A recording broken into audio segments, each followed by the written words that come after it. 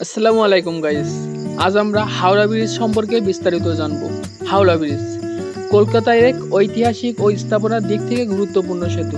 এটি গঙ্গা নদীর উপর নির্মিত এবং কলকাতা হাওড়া শহরের মধ্যে সংযোগ রক্ষা করে। নিচে হাওড়া ব্রিজের সম্পর্কে এ টু জেড বিস্তারিত আপনাদের সামনে উপস্থাপন করব। হাওড়া ব্রিজের আদি নাম ও নির্মাণকাল। আদি নাম হাওড়া ব্রিজের আসল নাম ছিল নিউ হাওড়া ব্রিজ। বর্তমান নাম 1965 সালে স্বাধীনতা সংগ্রামী রবীন্দ্রনাথ ঠাকুরের স্মরণে এটি রবীন্দ্রনাথ সেতু নাম দেওয়া হয়, যদিও সবাই এখনো হাওড়া ব্রিজ নামেই চিনে। নির্মাণ কাজ শুরু হয় 1936 সালে আর এই নির্মাণ কাজ শেষ হয় 1942 সালে। এই সেতুটি উদ্ভাবন করা হয় 3 ফেব্রুয়ারি 1943 সাল। ব্রিজের ধরন, এটি একটি ক্যালিলিভার ব্রিজ যেখানে কোনো পিলার নেই। আপনারা খেয়াল করলে দেখতে পারবেন ব্রিজের দুই সাইডে দুইটি পিলার এবং স্ট্রাকচারের উপর পুরো পিলারটি দাঁড়িয়ে আছে। বিশ্বের অন্যতম ব্যস্তবহুল ক্যালিলিভার ব্রিজ এটি। কানেক্টেড এলাকা, হাওড়া ব্রিজ হাওড়া স্টেশন ভারতের অন্যতম ব্যস্ত রেল স্টেশন ও কলকাতা কেন্দ্রীয় অঞ্চল বড়বাজার ধর্মতলা এসপ্ল্যানেড এই ব্রিজ দ্বারা সংযুক্ত। হাওড়া ব্রিজের দৈর্ঘ্য এবং প্রস্থ।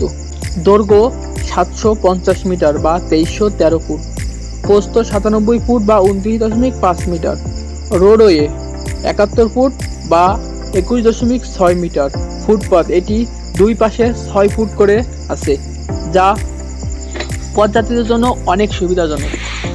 ইঞ্জিনিয়ারিং কৃতি, সম্পূর্ণ রিভেনিং পদ্ধতি নির্মাণে কোথাও উইল্ডিং বা রিটার্স বোল্টস ব্যবহার হয়নি। এটি নির্মাণের প্রায় 26,500 টন স্টিল ব্যবহার হয়েছে, যার বেশিরভাগই টাটা কোম্পানির। ফ্লো অফ ট্রাফিক, প্রতিদিন গড়ে প্রায় 1 লক্ষর বেশি যানবাহন চলাচল করে এবং 5 লক্ষর বেশি পথযাত্রী এই রাস্তা দিয়ে যাতায়াত করে। এই হাওড়া ব্রিজের উপর গঙ্গার উপর অবস্থিত। হাওড়া ব্রিজ গঙ্গা নদীর উপর অবস্থিত, যা কলকাতা ও হাওড়ার মধ্যে প্রকৃতির সীমানা। দ্বিতীয় বিশ্বযুদ্ধের সময় জাপানিদের বোমার হাত থেকে রক্ষা পাওয়ার জন্য এই ব্রিজে রাতের বেলা লাইট অফ করে রাখা হতো। জনপ্রিয়তার স্থান, অনেক ছবিতে, সিরিজে, উপন্যাসে হাওড়া ব্রিজে কেন্দ্র করে কাহিনী গড়ে উঠেছে।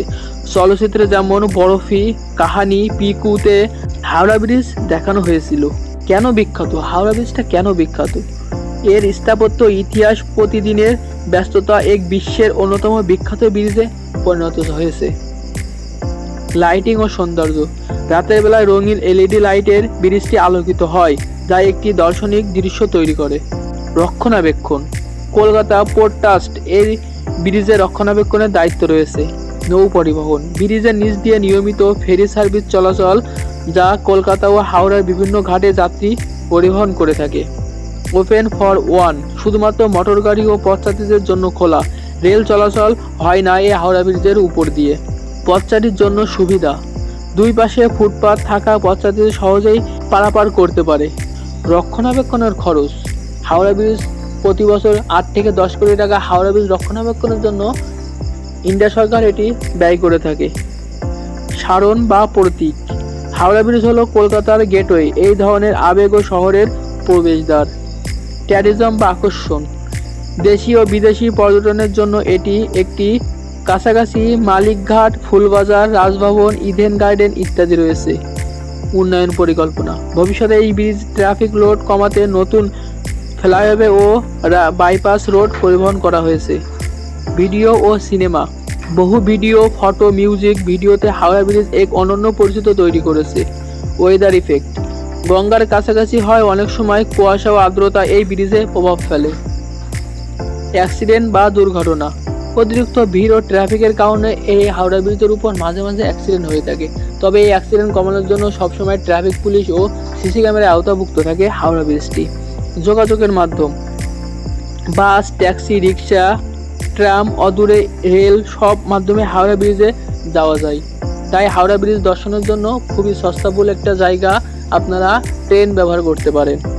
জিরো পিলার ইন রিভার, আপনারা খেয়াল করলে দেখতে পারবেন হাওড়া ব্রিজের নিচে কোনো পিলার নেই, শুধু দুই সাইডে দুই স্ট্রাকচারের মাধ্যমে হাওড়া ব্রিজটি নির্মাণ করা হয়েছে এবং এর পুরো ইঞ্জিনিয়ার ছিল তৎকালীন সময়ে ইংরেজ সরকার কলকাতার জন্য, কলকাতা এবং হাওড়াকে একসাথে করার জন্য হাওড়া ব্রিজ নির্মাণ করেছিল। এটি ইংরেজ সরকারকে ধন্যবাদ দিতেই হবে। আজকের ভিডিওটা এই পর্যন্তই, দেখা হবে নতুন কোনো ভিডিওতে। আর হ্যাঁ, আমি জানি আমার ভয়েসটা খুবই খারাপ এবং সুন্দরভাবে গুছিয়ে বলতে পারিনি, তবে চেষ্টা করব সামনের ভিডিওগুলো সুন্দর করে আপনাদের সাথে উপস্থাপন করার জন্য। অবশ্যই দোষ ত্রুটি ভুল ত্রুটি ক্ষমা দৃষ্টিতে দেখে চ্যানেলটি সাবস্ক্রাইব করবেন। ধন্যবাদ।